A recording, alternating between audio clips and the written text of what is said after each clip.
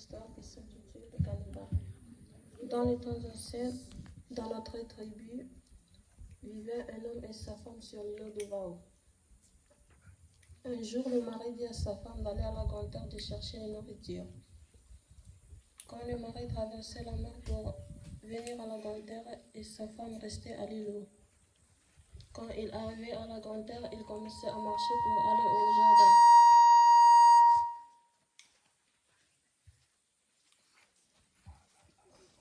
Il arrivait au jardin, il coupa la banane et prit les choux. Soudain, les cannibales lui apparurent et tuaient la personne. Il mangeait tout l'entier sauf sa tête. Il prit la tête et cachait dans les pleines brousses. Au coucher du soleil, tous les habitants de l'îlot retournaient à l'îlot, sauf le mari de la femme. La femme restait à l'îlot, pleurait, et elle savait que son mari a été mangé par les cannibales.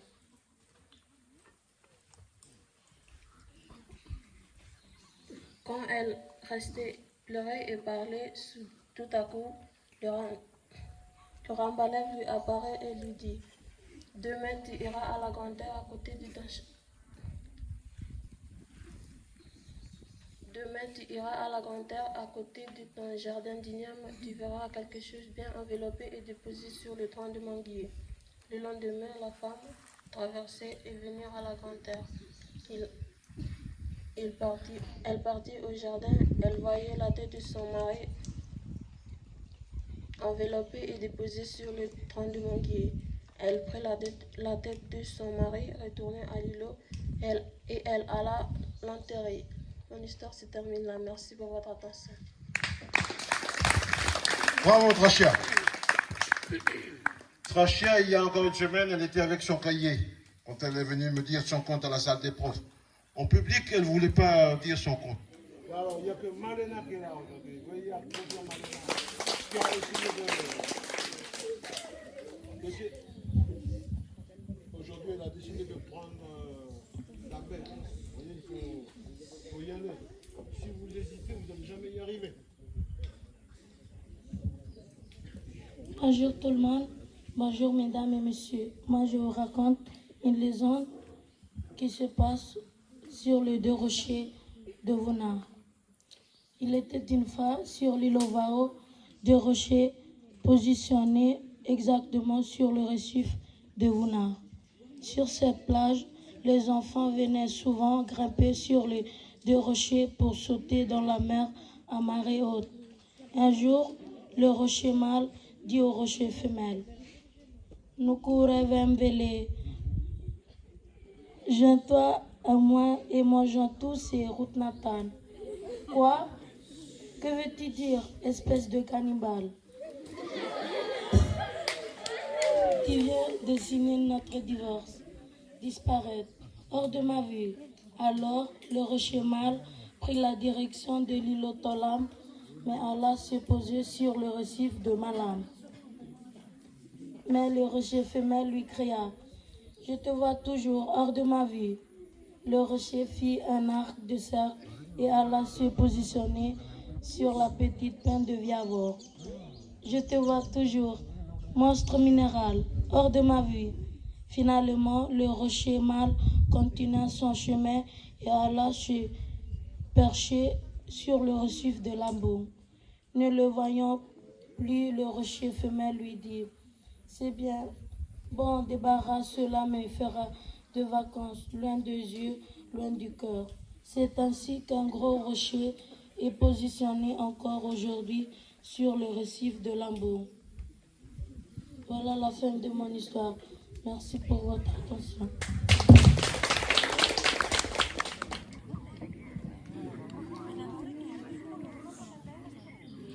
Bonjour tout le monde. Moi, je vais vous raconter une histoire qui s'intitule L'île d'Ambaye. Autrefois, dans l'île d'Ambaye, il y a un garçon et son père et sa mère qui vivaient à Ambaye. Ces garçons appellent Virou, qui nourrit un cochon et son cochon est beau. Un jour, ce garçon partait pour aller nourrir ses cochons et il voyait son cochon, son corps n'est pas bon. Et puis il retournait à la maison et il dit à son père que mon cochon, son corps n'est pas bon. Alors, un jour plus tard, ce garçon retournait pour nourrir ce cochon. Et quand il jetait le repas de son cochon, et puis il partait pour cacher et voyait ce qui se passait avec son cochon.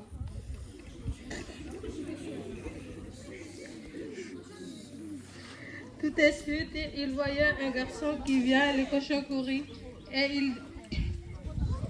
il mangeait tout le repas du cochon. Et puis ce garçon dégagé sur l'arbre et il dit, c'est toi maintenant que tu as mangé le repas de mon cochon et mon cochon est maigre.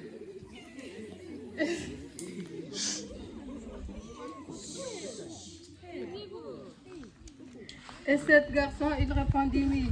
Jérôme demandait à ce garçon, est-ce que tu as les parents?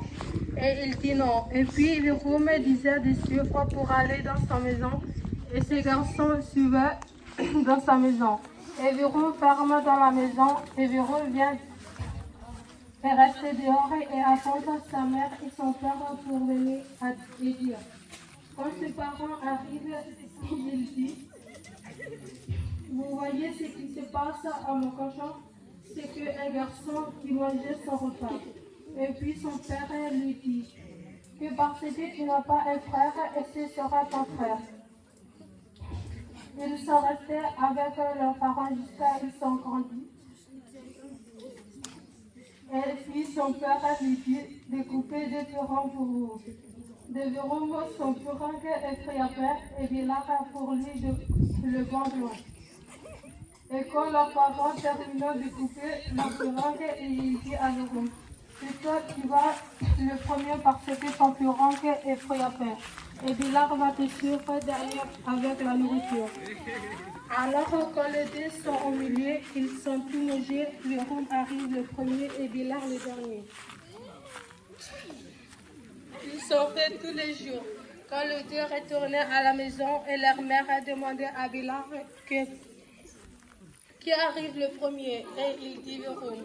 Alors leur mère dit à Bilard que toi tu vas le premier et Bilard avec son piron au milieu et il pleure. Alors Jérôme dit tu laisses et puis il a envoyé le front de piron comme l'oiseau et il vient jusqu'à Avovorir et il flotte jusqu'à Bétherhi. Et le grand homme de Bétherhi, il voyait et il dit tu es arrivé là et ils sont pris la pirogue et mettre au haut.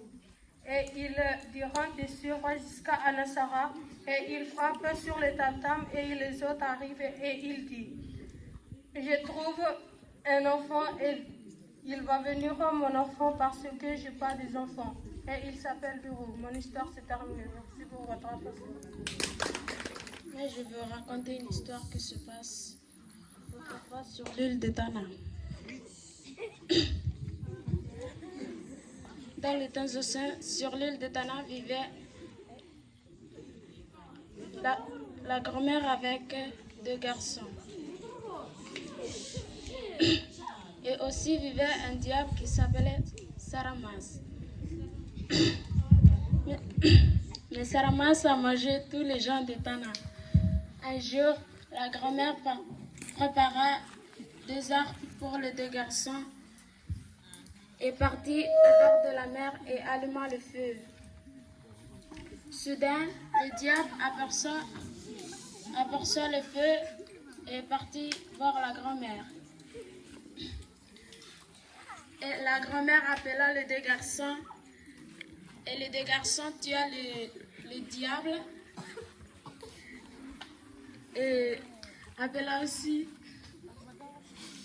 des oiseaux. Les deux oiseaux, la première rentre dans le ventre et dans la bouche et ressortent avec une de marque rouge. Et la deuxième rentre et ressort avec une marque rouge sur sa tête. C'est pourquoi aujourd'hui, au Vanuatu, on a des oiseaux qui ont des marques rouges sur leur tête. Ce qu'on appelle en langage de Vao, Botmeme. Merci pour votre attention. Moi, je vais vous raconter une histoire qui s'intitule des deux frères champions de Sarah Ligrois. Dans les temps anciens, vivaient deux frères, Nathan et Néri. Avant, il n'y avait pas de miroir. Les gens se regardaient dans un flaque d'eau. Un jour, ils partèrent pour le regarder dans un tronc de Nakatambol à l'émel. Il avait un flaque d'eau. Au moment où ils se regardaient, les gens de l'Exivar venaient juste de passer pour combattre les gens de l'îlot. Tout à coup, les deux frères frappèrent sur le tronc de Nakatambol et les gens de l'Exivar entendirent et ils arrivèrent. Quand ils arrivèrent, ils tuèrent sur les deux frères et les deux frères courant à leur poursuite. Pourtant, chaque de sa guerre à leur côté. Il n'y avait pas de change de les attraper, mais ils sont quand même suivre un homme qui s'appelle Saga.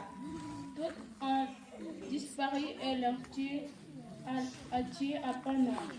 Arrivé au village de Serra-Libra, il disait aux gens d'aller apporter un fer cuire.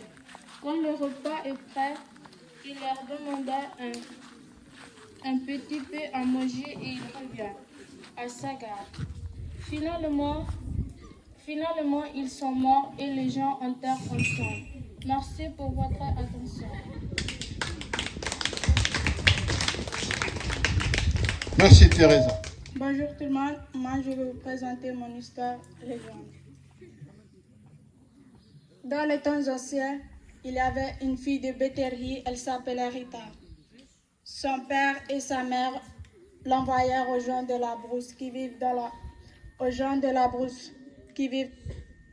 très loin de la mer pour la marier avec un homme de la brousse.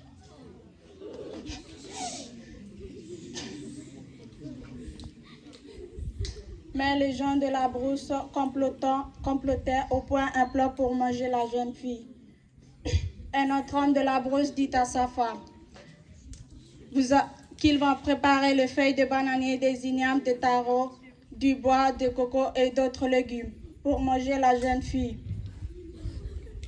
Sa femme lui dit, vous allez préparer tout cela pour faire quoi? Son mari lui dit, on va manger cette jeune fille. Et la femme dit à la jeune fille, demain ils vont te manger. Tu vas découper les cocos secs et les décortiquer et mettre dans ton panier. Après, on va dormir jusqu'à 1h du matin. Elles dormirent jusqu'à 1h du matin. La femme dit à la jeune fille, réveille-toi, c'est l'heure de partir. Quand tu marches sur le chemin, un cochon va t'attendre. Tu vas jeter les cocos sur le cochon pour qu'il mange et ne fait pas du bruit, pour que le bruit du cochon empêche les gens de t'entendre filer. Elle marche jusqu'au village de Lavore. Elle se cache dans des grands rochers au bord de mer parce qu'elle a trop peur des gens qui veulent le manger. Car autrefois, il y a beaucoup de cannibales. Mais autrefois, il y avait personne qui vivait à la Grande Terre. Les gens vivaient seulement à l'île Ovao. Finalement, il y avait un homme qui ramasse sur sa pirogue. Cet homme s'appelait Meltetinehat.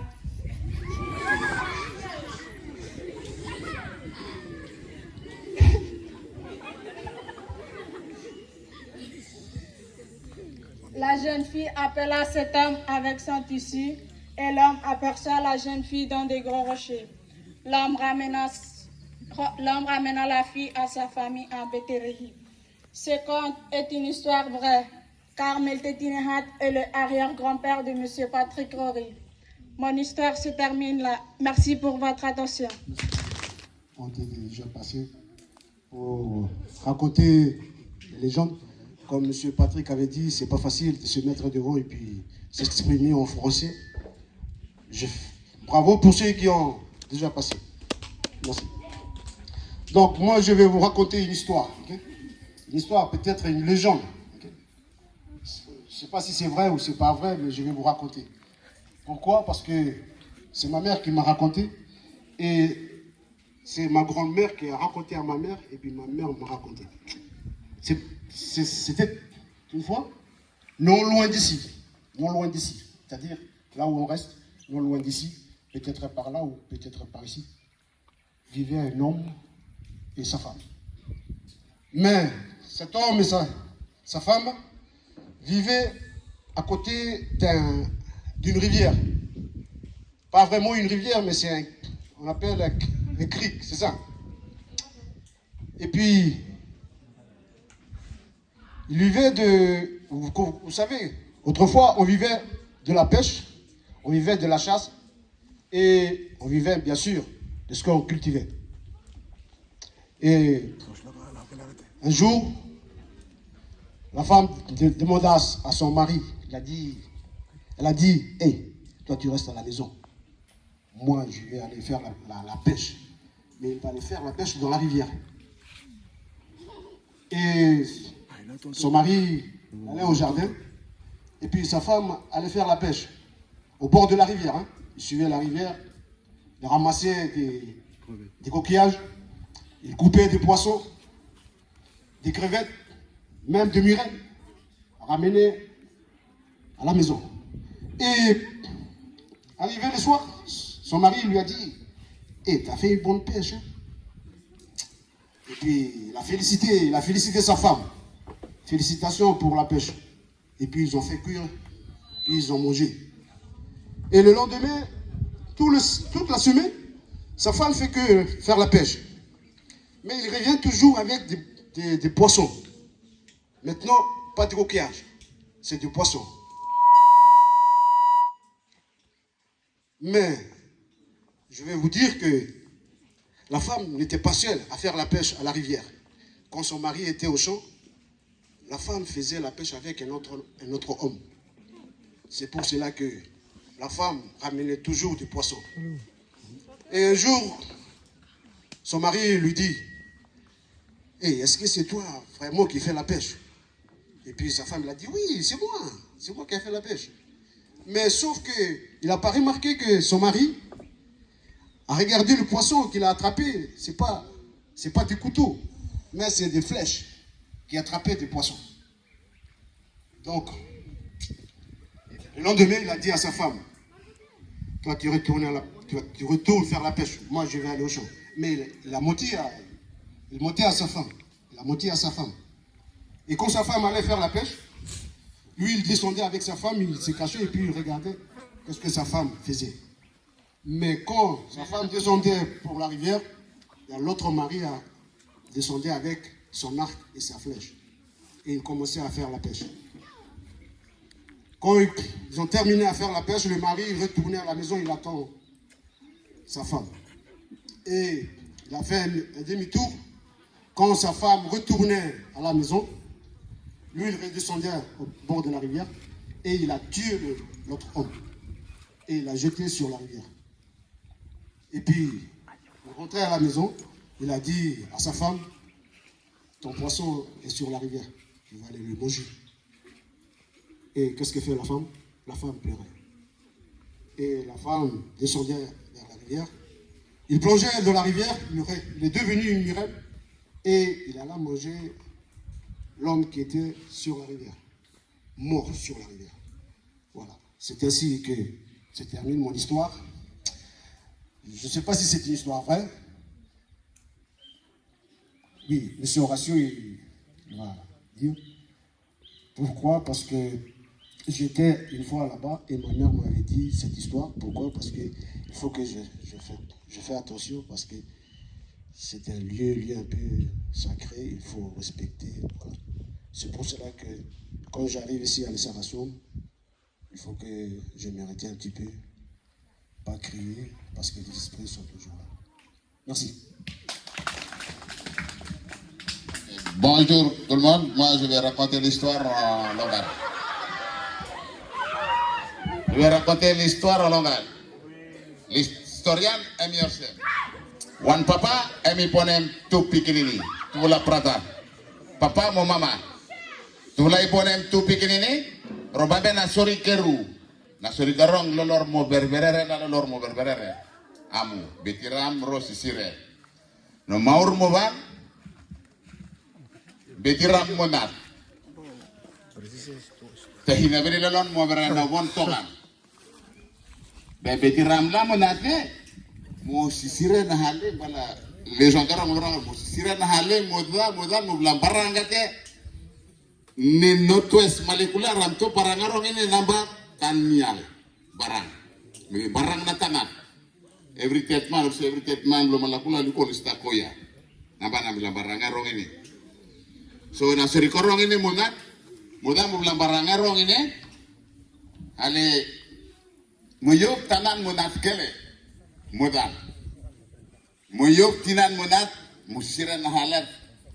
Alegin mo na orkahan ng mo tat lampong katible be morom pala na humba na hombo na ba barang na tanat di tanmia oda mo tikel tanmial ba ko dan tawane ko mip tabu tanat na balbala in modan ano rong ine modan jaw la bobo tamla muru le ime be tanan mutur muli buhon mo banatu ne mundakia herre mo rong lambon yere mbon tamalo mo te harga de be inre na praktisim nabil gede nabil na tanat la nambil ini one custom tanis nabil muda nabil muhar narorata ba cheke minre tamana bana cheke minre enete mutukan atune muda muhilbeli ale namone bul muda mutukal natune nabil muda nabil muhar narono rata ne tenira garu Nti tamalur wati ne leloni. Am continue dan nabil naban betanan moal numbo na no sele mone moretin men. Moal na ninye lawa na tike matan be tanat herno na membangun bararan men ben moal ninye mun soro natan natarla natararuge model ninye. Nanu la motor to ninye wala ninye moal mene musus la natala na tike matar.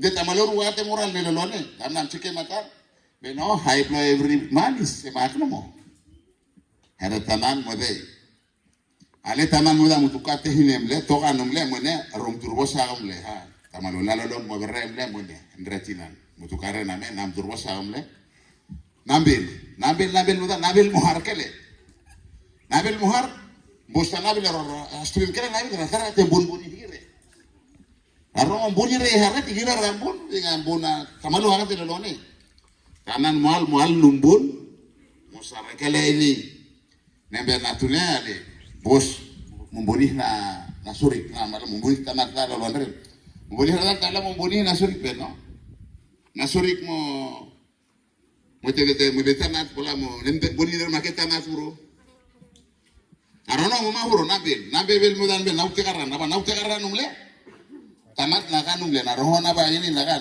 so mo koto la mo baran tinan mutuk tanan mintanan tehine tokan nam tukan ada nam turla toa namba rodan romule kanam ni mana milemle so quelle est la historian Boston Brotalian. Thank you. Bonjour mesdames et messieurs, nous la classe de 10e, nous voulons te remercier. Nous la classe de 10e, nous voulons te remercier monsieur Rory pour le savoir que tu nous as donné ce trimestre. Merci de répondre à chaque fois à nos besoins. Merci de ta patience envers nous. Merci.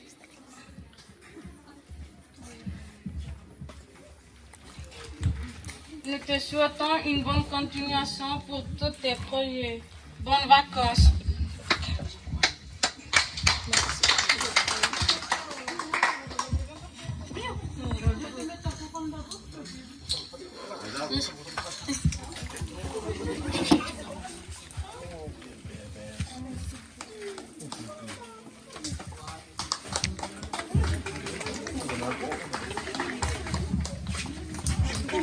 Encore une fois, on applaudit M. Patrick.